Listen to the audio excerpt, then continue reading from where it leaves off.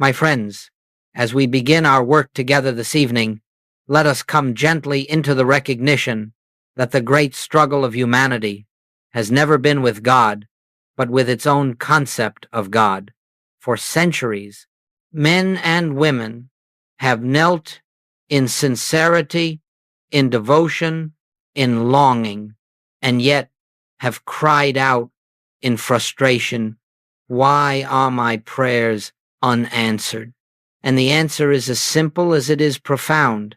We have prayed to a God who is not there, not because God is absent, but because the God we have addressed is a God of our own imagining, external, distant, withholding, reluctant, everything the divine presence is not. The central mistake of human prayer is the belief that God must be informed of our need, persuaded into action, or moved by our pleading. But I say to you, the moment you ask God for something, you have already stepped out of spiritual reality. You have declared, without knowing it, that you and God are separate. You have assumed that God possesses what you lack. And in that one assumption, you have created the very barrier that makes your prayer fruitless. You see, prayer is not the means by which we draw God's blessings down to earth. Prayer is not a transaction between the needy and the divine. Prayer is not a request. True prayer, spiritual prayer, is the opening of consciousness to the presence that has never withheld anything, the presence that is the life and substance of your own being. I would like you to understand this with great clarity. When you ask God for anything, you are praying as a beggar. When you recognize God as the infinite activity of your own consciousness, you pray as the Son of God. And only the prayer of the Son can be answered, for it is not a prayer to get, but a prayer to behold. It is the prayer that acknowledges, "The Father and I are one. All that the Father hath is already mine." We are not here tonight to learn how to make God work for us. We are here to learn how to rest in the awareness that God is already working, already fulfilling, already expressing. The infinite way is not a method of manipulating the divine, but of becoming still enough to witness the divine unfoldment taking place through us. And so, let this be our foundation as we go forward. True prayer does not move God. True prayer moves us into alignment with a presence that is never moved. Let us move a little deeper now, and let us do it gently, because what I am about to say will seem, at first, to contradict everything religion has taught you. But when you feel it inwardly, when you sense the truth of it, you will discover that it is the most natural understanding in the world. When you ask God for anything, you are not drawing God closer. You are pushing God away. You are placing the divine presence at a distance from yourself. And you are proclaiming that you, in this moment, stand outside of the fullness of God. It is almost as if you were saying, God has something that I do not have. God is somewhere that I am not. God knows something that I must try to obtain. And in that very attitude, you have stepped out of the reality of oneness and into the illusion of separation. Now, you may not do it consciously. You may pray with sincerity, with devotion, even with faith. But sincerity does not erase the fundamental error in the approach. Asking implies lack. Asking implies distance. Asking implies that God has not yet acted and must be persuaded to act.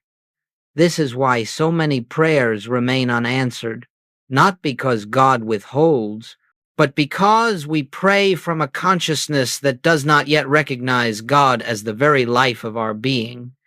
You see, Whenever you pray for a condition to be changed, your health, your finances, your relationships, you are giving reality, substance, and power to the appearance. You are saying, this condition has power. This condition stands between me and God. God must intervene to correct it. But my friends, if you only knew the truth that lies behind the appearance, you would understand why asking does not work. You would see that there is no power in the problem, no intelligence in it, no law sustaining it. The only power it has is the power you unknowingly bestow upon it by treating it as something that God must come and fix. That is why Joel Goldsmith teaches again and again, the moment you fear a condition, the moment you resist it, the moment you pray to be rid of it, you have given it a second power, a power apart from God. And wherever you have two powers, you cannot experience the harmony of one. If God is truly infinite, omnipresent, omnipotent, and omniscient, then where is this other power that you fear? Where is this condition that must be changed? Where is this lack that must be supplied? Where is this sickness that must be healed? Only in the human belief that sees God as separate, as distant, as needing to be called upon.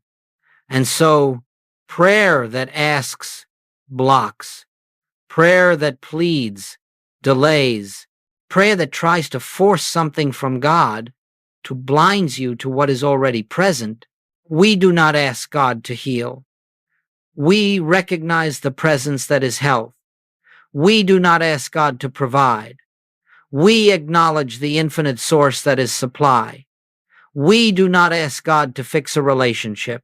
We behold the spiritual identity that already is whole. Nothing is added. Nothing is removed. The prayer is not a request. It is a recognition.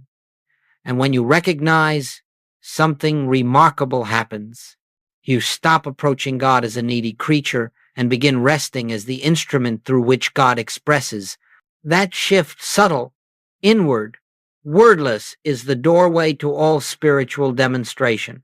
Now let us come to one of the most misunderstood statements ever uttered in Scripture, though it stands openly before every seeker who has ever reached for God. Your Father knoweth what things ye have need of before ye ask. My friends, consider what that means. If the Father already knows before you ask, what purpose is there in asking? If the divine presence is already aware of every need, physical or emotional, mental or spiritual, then the moment you kneel in petition, you are acting as though divine intelligence requires your instruction. And so, let us pause. Let us breathe that truth gently into our awareness. There is a presence within you that knows your need before you speak it, before you formulate it, even before you become aware of it. When you pray from the standpoint of lack, you contradict this truth. When you attempt to outline to God the nature of your need, when you say, Father, I need health, or I need supply, or I need peace, you are assuming that the infinite presence has overlooked something in its own creation and must be reminded by you. Yet the entire message of the infinite way is that God has already established within your consciousness every form of good you will ever require. It is there spiritually, invisibly intact, awaiting recognition, not awaiting request, awaiting recognition. Let me illustrate this gently. When you wake in the morning, you do not ask the sun to rise. The rising of the sun is already established. You simply open your eyes to behold it. In the same manner, supply is already present, harmony is already present, guidance is already present. Healing is already present. And your prayer is not an attempt to create these things, but to open the inner eye that sees them. You cannot bring God into your experience by pleading, because God is already the very life that animates your being. You cannot persuade God to give, because God has never withheld. You cannot awaken divine love, because divine love is the substance of your existence. All that you seek is already present in the depths of your consciousness, and the only veil that hides it from you is the habit of turning outward to a God conceived as separate. Joel Goldsmith said it plainly: the moment you seek God outside yourself, you lose the God who is within, not because God departs, but because your gaze has turned away from the secret place where God reveals God's self. To pray rightly, then, is not to inform God of your need, but to acknowledge that the Father within is already fulfilling every need, not as human conditions, not as improved circumstances, but as the activity of a presence that knows no absence, no lack, no limitation. And so, when we come to prayer, it becomes a quiet resting. Father, I do not need to tell you my need. You know it, and you are fulfilling it now, not because I ask, but because it is your nature to express your infinite completeness through me in this recognition. Prayer ceases to be a request and becomes a beholding. It becomes the sacred moment in which we see that everything needed for this day, every answer, every provision, every harmony is already established within the very consciousness we call I. Let us look now with a clear and gentle eye at the real reason supplication, begging, pleading, imploring fails to bring spiritual answers. It is not because God refuses to respond, nor because divine love withholds any good. It is because the very attitude of supplication arises from a consciousness that has accepted separation, and separation is the only illusion that can block the flow of grace. When you kneel before God in fear and say, Father, give me health, you have already accepted the premise that sickness stands apart from God and must be overcome by divine action. But in that single belief, you have unknowingly created two powers, a power in God and a power in the condition. The moment you grant reality to the condition, the moment you feel that it is something God must conquer, you have stepped outside the one power that alone governs all spiritual demonstration. You may not mean to do this. Your prayer may be filled with sincerity, devotion, even desperation. But the spiritual law is impersonal. Whether you recognize the truth or not, whatever you fear, you empower. Whatever you resist, you strengthen. Whatever you pray to change, you declare to be real. Now, consider supply. When you pray for money, when you plead for employment, when you say, God, send me what I lack, you are affirming without ever intending to that lack is real and present. You are giving substance to the appearance. You are clothing the illusion with your belief. And you are approaching God with the hidden assumption that divine love has somehow neglected its own creation. And in that inner posture, the sense of lack is not dissolved, it is multiplied.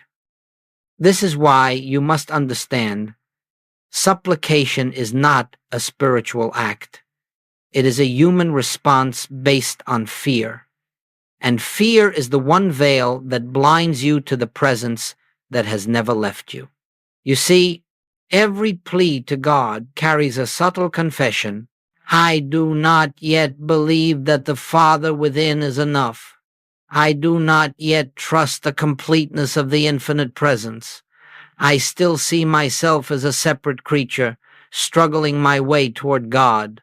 And the moment you see yourself as separate, the moment you imagine God as distant, your prayer becomes an echo in the empty chambers of the human mind rather than an opening into spiritual realization. Let me say this plainly. You cannot pray from fear and expect the fruit of peace. You cannot pray from lack and expect the awareness of abundance. You cannot pray as a beggar and awaken as a son. The nature of God does not change because you pray. It is your consciousness that must change. It is your understanding of God that must ripen. It is the inner recognition of the one power, one presence, and one life that dissolves fear, lack, and delay. When you pray to fix a problem, you are praying from the problem. When you pray to remove fear, you are praying from fear. When you pray to bring good into your life, you are praying from the belief that good is absent. But when you rest, when you release, when you abandon the entire posture of asking, something extraordinary begins to happen. You stop energizing the appearance. You stop strengthening the illusion. You stop giving power where no power exists. And in that quiet moment, the spiritual truth reveals itself. The very thing you were praying to receive has been present all along unseen only because your prayer was rooted in fear rather than recognition. In the silence that follows the end of supplication, grace performs its perfect work. Now, my friends, since we have seen that asking God for things creates separation, let us turn to the real essence of prayer, what Joel Goldsmith called the highest form of worship. And let me say at the outset that this is not prayer as the world understands it. It is not the moving of lips, the repeating of holy words, nor the recitation of favored passages. It is not a reaching outward, and it is not a calling upward. True prayer is the most intimate act of awareness, the silent opening of consciousness to the presence that is already here. In Scripture we find the words, "Speak, Lord, thy servant heareth." This is not poetry. This is not metaphor. This is the entire principle of spiritual prayer. We do not speak to God. We listen for God. And listening is not an activity of the ears. It is the quieting of the mind, the relaxing of thought, the resting of personal will, until something deeper, higher, truer begins to stir within. You see, the human mind thinks prayer is speaking, but the spiritual consciousness knows prayer is receiving. You do not come to prayer with petitions. You come empty. You come without an agenda. You come without demands. You come without fear. You come without the belief that something must be changed. And in that emptiness, in that stillness, the divine activity reveals itself in the infinite way. We say, prayer is not a request, but a receptivity. It is the clearing away of mental noise so the Christ can announce itself. When you are truly praying, there is no sense of trying. There is no strain, no pressure, no desire for results. The human mind, with all its arguments and anxieties, grows quiet. You are not seeking an answer. You are seeking an awareness. And the moment you enter that inner quiet, you feel a presence, subtle, gentle, entirely real, begin to move silently within you. This is the secret. Prayer is not your words reaching God. Prayer is God reaching you. In that inner contact, something happens that words cannot describe. It is as if a soft light begins to shine in the depths of your being. Nothing has changed outwardly, yet everything is different inwardly. Fear melts, tension dissolves. The sense of personal responsibility lifts. You feel enfolded in a peace that does not depend on conditions. And in that atmosphere of peace, divine wisdom begins its silent work. You do not guide it, you do not shape it, you do not tell it what to do. The still small voice reveals itself in its own way, in its own timing, for its own purpose. And often you find that what you thought was your need was never your real need at all. The presence knew your need before you formed it, and it meets that need in ways you could never have outlined or imagined. True prayer is the moment when the personal sense of I steps aside and the divine I, the Christ, takes its rightful place. You do not gain anything through this prayer. Rather, you awaken to what was always present but hidden beneath the noise of human thought. This is why Joel Goldsmith often said, "Be still and listen." Not listen for words, not listen for messages, but listen for that inward shift, that slight quickening, that deep assurance that the Father within is doing the work. When the mind becomes silent, the heart becomes a sanctuary, and in that sanctuary, prayer becomes not a practice, but a state of being, a communion without words, a union without effort, a recognition without thought. This is true prayer, listening, receiving, beholding, and in that listening, all good flows naturally, for the presence that governs your life is revealed as the only reality there is as we go forward. Let us enter one of the most tender and liberating principles of spiritual living, that the power behind prayer is not effort, not thought, not will, not belief. It is grace, and grace is not something you earn or achieve. Grace is the spontaneous activity of the divine within your own being. It is God revealing God, life revealing itself, truth, expressing itself without human help, human direction, or human interference. Now, we must be very clear. Grace does not act because of your prayer. Grace does not act because of your faith. Grace does not act because of your goodness. Grace acts because it is the nature of God to express its infinite fullness continuously. The only role prayer plays is to make us still enough, receptive enough, empty enough for grace to be felt, recognized, allowed.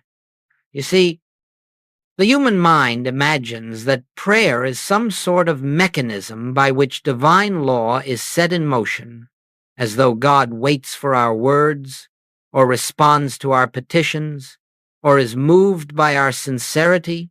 But the infinite way reveals something entirely different. God is eternally active. God is eternally giving. God is eternally being God.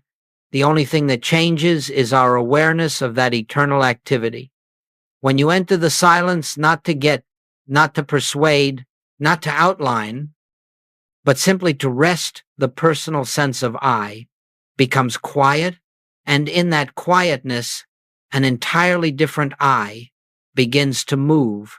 The I that is the very presence of God expressing through you as you. Grace functions the moment the personal self is absent. Look closely at your own experience. Every attempt to force a spiritual demonstration through mental work ends in strain. You may try to affirm truths, visualize outcomes, or direct spiritual energies, but all such efforts belong to the realm of the mind, and the mind, by its very nature, cannot touch the infinite. It cannot invoke spiritual power. It cannot reach God or move God. The mind can only create tension. Grace alone creates harmony. The question then is not, how do I make God act? The question is, how do I become still enough to witness God acting? And the answer has always been the same. You release effort. You release fear. You release the personal sense of responsibility to fix your life. You release the belief that things must change outwardly before peace can arise inwardly. Because, my friends, grace does not begin its work when conditions improve. Grace is the invisible law that causes conditions to improve. The activity of grace is not visible to the human eye. It works in the quiet recesses of consciousness. It works beneath thought. It works behind the scenes. It works without noise, without drama, without evidence, until, at the appointed moment, the outward picture gently shifts, revealing what has been taking place within all along. That is why healing often appears sudden. That is why supply often comes unexpectedly. That is why relationships harmonize in ways no human reasoning could have predicted. It is not that God suddenly intervened. It is that you became quiet enough to let grace fulfill what grace had been fulfilling all along. In true prayer, we do not direct spiritual law. We yield to it. We do not compel God. We let the presence be itself. We do not strive for results. We rest in the awareness that omnipresent love is eternally accomplishing its own perfect expression. This is the mystical mechanism of prayer. Effort belongs to the human mind, fulfillment belongs to grace, and grace is already at work the moment you stop trying to make it work. Now, as we come further into this work, let us look gently at the practical side of spiritual living, because the moment you stop asking God for things, something very real begins to happen in the outer picture of your life, not because God has suddenly responded to you, but because you have become receptive to what God has been expressing from the beginning. Let us consider healing. When you pray for God to remove a condition, you are acknowledging the condition as real and powerful. You are placing it on a pedestal, granting it substance, and attempting to use God as a remedy. But when you cease praying for healing and instead rest in the recognition of one power, when you behold God as the only life, the only presence, the only law governing your being, the fear that sustained the condition dissolves. And the moment fear dissolves, harmony appears. The healing is not the result of asking. The healing is the result of recognizing that nothing needed to be healed. Let us turn to supply. When you stop approaching God as a banker, a provider, a source of material demonstration, when you let go of the anxious desire to secure tomorrow, you discover a remarkable truth. Your supply does not come from the world at all. Supply is the activity of God's presence, expressing as ideas, opportunities, inspiration, harmony, and right unfoldment.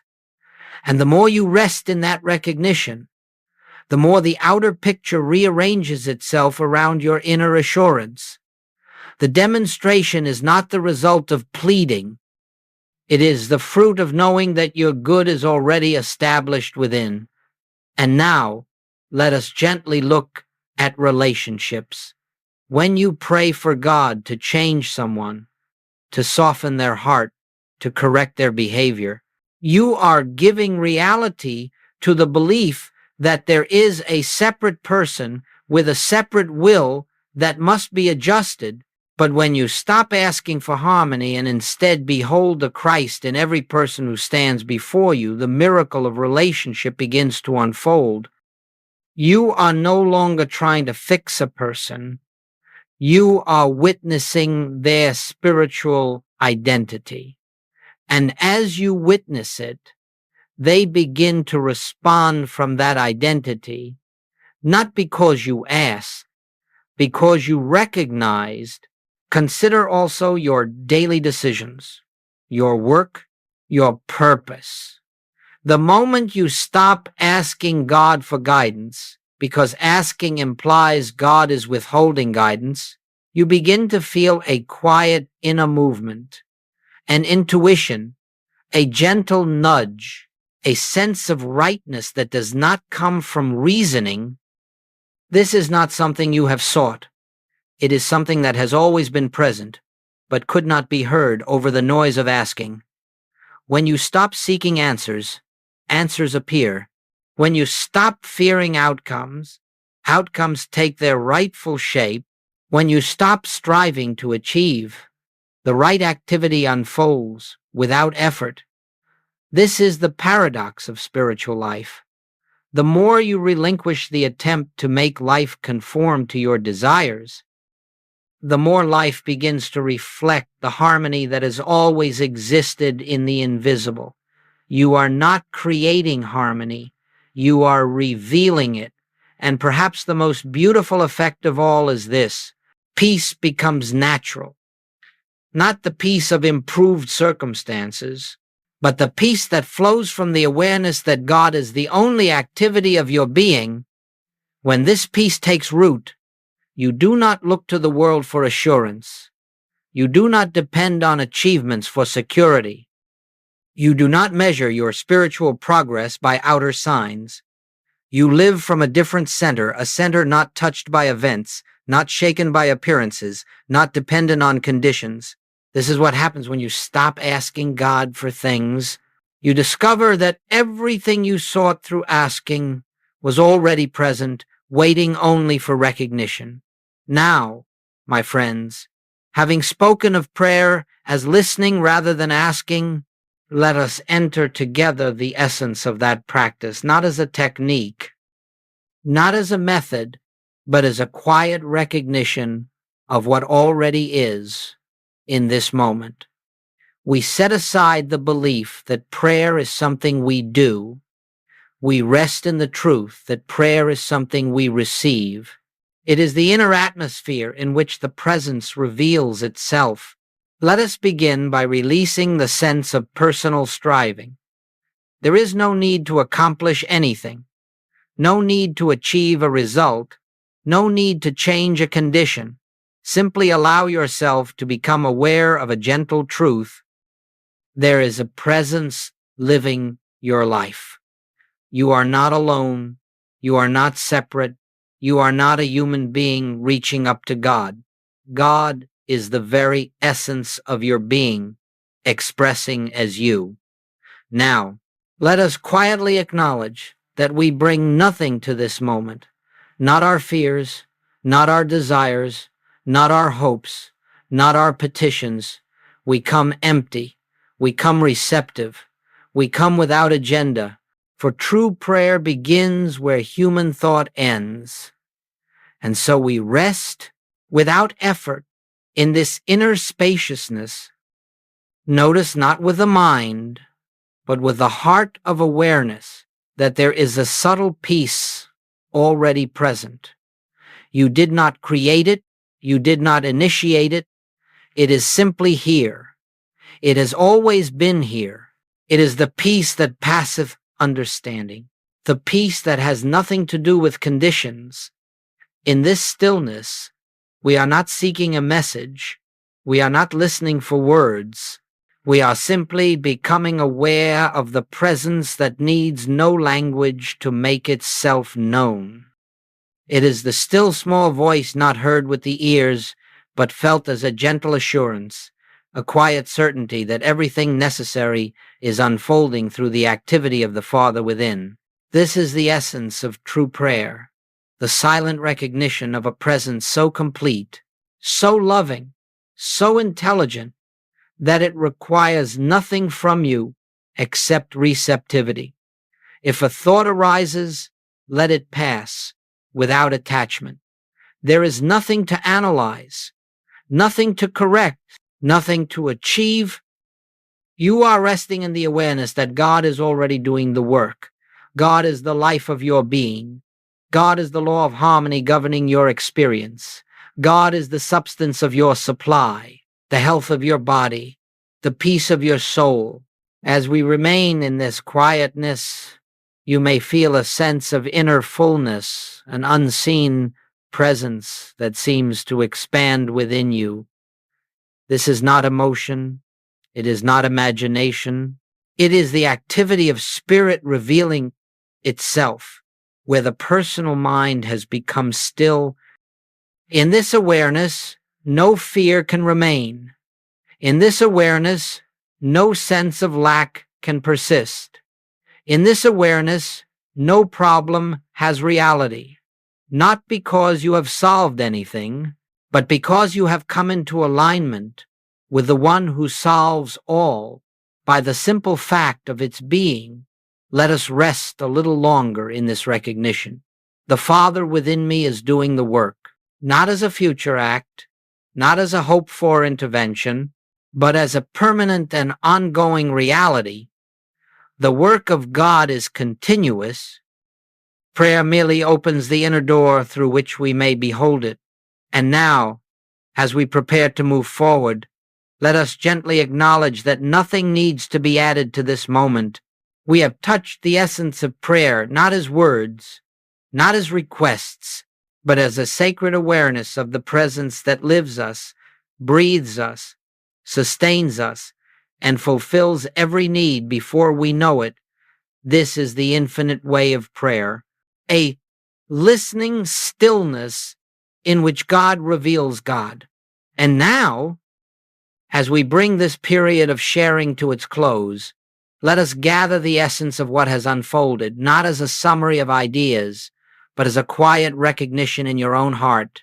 The great truth we have touched together is simply this: the moment you stop asking God for anything, you discover that nothing has ever been withheld from you. When the mind is occupied with requests, with desires, with fears, it cannot perceive the presence that stands at the doorway of consciousness, forever saying, "I am here." Asking blinds you, not because it is wrong, but because it arises from a belief in separation. Asking assumes a God apart from you, a good not yet given, a grace that must be earned. But in the silence that follows the end of asking, a new awareness dawns. Everything you sought from God is already established within your own being. To cease asking is not to renounce prayer, it is to enter true prayer. It is to release the burden of trying to shape life through thought and to rest in the assurance that the Father within is eternally expressing its completeness as your experience. When you stop pleading, you begin recognizing. When you stop striving, you begin receiving. When you stop reaching outward, you begin awakening inward. And in that awakening, you see that health was never separate from you, that supply was never external, that harmony was never absent. They were hidden only by the noise of human desire. Grace was functioning long before you asked. Grace will continue to function long after. All asking has ceased. The world may appear as it did before, yet everything is different. For now you know that God is not a power to be invoked, but a presence to be recognized. You know that prayer is not the utterance of words, but the opening of consciousness. You know that the good you seek does not come from the world, but flows from the infinite center of your being, expressed as your daily life through the quiet activity of spirit. So let this understanding rest gently within you. You do not pray to get, you pray to behold. You do not pray to change conditions. You pray to see the unreality of the conditions that fear created. You do not pray for God to act. You pray to become aware that God is the only activity there is. And as you walk out into the world, You carry this inner assurance with you, not as a belief, but as a living presence. The Father and I are one. All that the Father hath is mine. I rest in the completeness of God. My friends, this is the infinite way, not a path of effort, but of receptivity, not a journey of seeking, but of recognizing, not a practice of asking, but of listening, not an attempt to reach God, but the quiet discovery that God has been your very self all along. May this awareness go before you, illuminate your days, and reveal the harmony that has forever been your inheritance.